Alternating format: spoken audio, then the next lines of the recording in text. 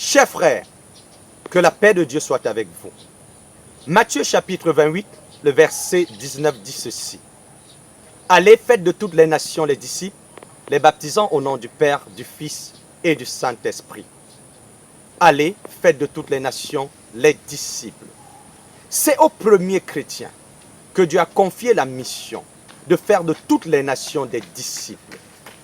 Ton prêtre, ton pasteur, ton prophète, ton apôtre, aucun de nous n'était encore né.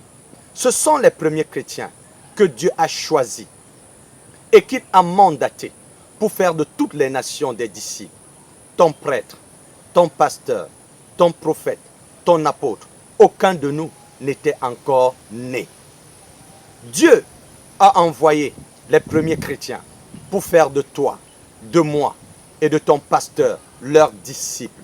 Si tu dis que nous ne pouvons plus vivre comme vivaient les premiers chrétiens, nous vivons donc comme qui?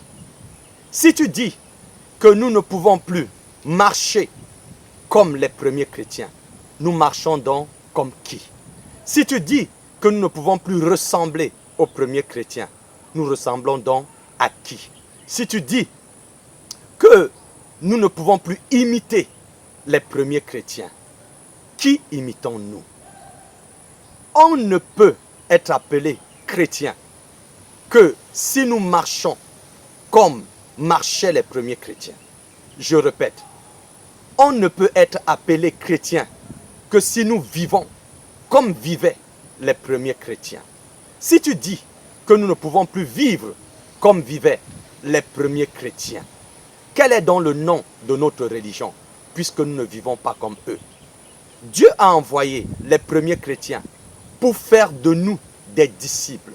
Si tu dis que nous ne pouvons plus vivre comme vivaient les premiers chrétiens, cela signifie que les premiers chrétiens n'ont pas réussi à faire de nous leurs disciples.